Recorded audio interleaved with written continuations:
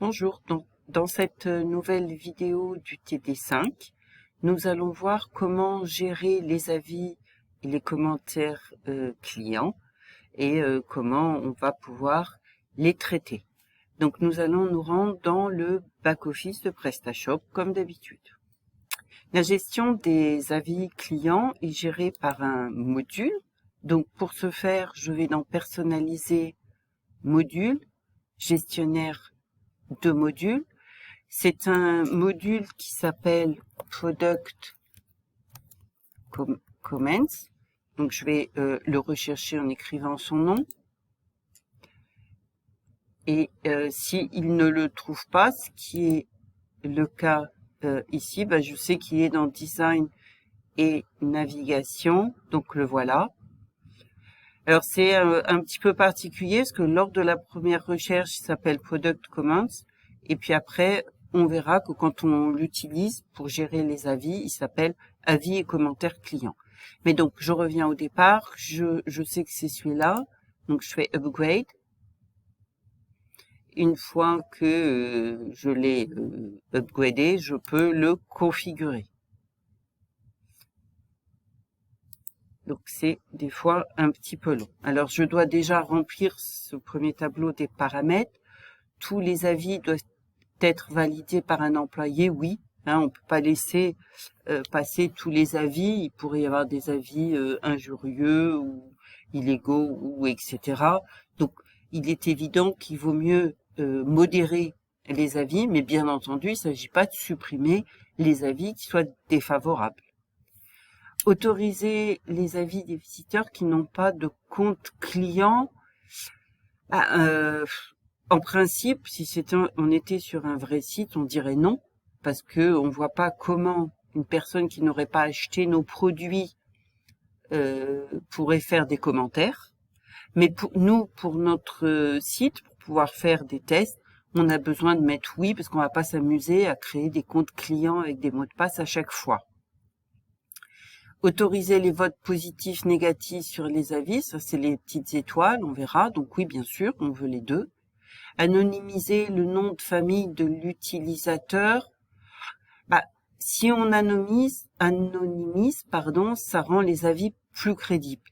Mais par contre, les personnes vont peut-être être un peu réfractaires à donner leurs avis. Donc on va laisser que la première initiale du nom, c'est-à-dire que là, pour anonymiser, on va dire oui. Temps minimum entre deux avis d'un même utilisateur, ça n'a pas beaucoup d'importance. On l'air à 30 secondes et nombre de commentaires par page, on laisse à 5 et surtout on pense à enregistrer. Je viens juste pour l'instant de créer mes paramètres, donc je n'ai pas d'avis en attente de validation, mais on va aller en front office pour saisir un avis pour voir ce qui se passe. Avis signalé, pas plus. Et je descends ici, toujours sur la même page, je vois critères d'évaluation. Donc, Roman vous a demandé déjà de modifier la traduction de quality en qualité. Donc le critère, ça va être la qualité des produits. Et ça s'applique à l'ensemble des produits de catalogue et c'est actif, j'enregistre. Et je vais rajouter un nouveau critère d'évaluation. Donc ici, je prends la petite croix plus. Et ce deuxième critère, je vais l'appeler livraison, qui est aussi valable sur l'ensemble du catalogue et qui est également activé, enregistré. Donc maintenant, je vais aller saisir un avis en front office et pour voir comment je vais le gérer en back office. Je vais donc sur mon site en front office. Donc ici, je veux mettre un avis sur une robe stretch. Donc je mets robe stretch dans le moteur de recherche. Quand je descends sur la page, je vois ici soyez le premier à donner votre avis. Donc je vais saisir ici un avis. La qualité, je pense qu'elle est très bonne. La livraison, je suis pas ravie, donc seulement 3 étoiles. Titre, je vais mettre, je sais pas, robe stretch. Donc votre nom, donc je vais mettre Catherine Parler, la vie, donc une robe très confortable et facile d'entretien. Dommage que la livraison est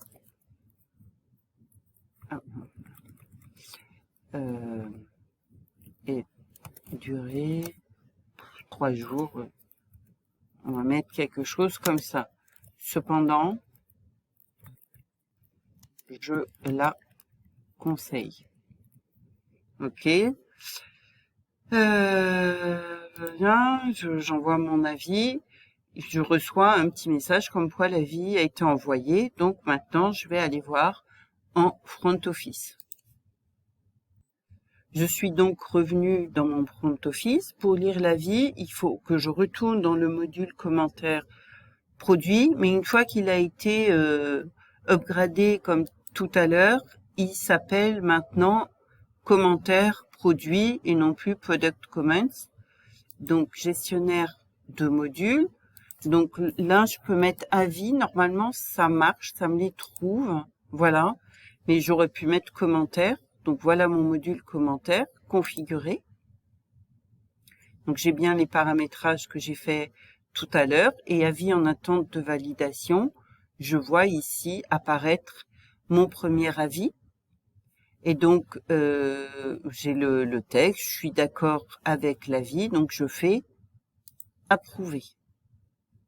Je vais voir maintenant ma fiche produit pour en front office, le client suivant, ce qui verra apparaître.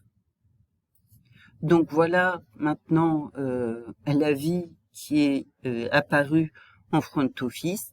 Donc j'ai une note de 4 au total et j'ai pas l'indistinction qualité et livraison. Par contre, ce que j'aurais pu faire en back-office, c'est corriger la faute d'orthographe qui avait été faite par la cliente. Voilà, donc à vous de jouer avec ces commentaires produits et de mémoriser comment on gère les avis. Merci de votre attention et à bientôt.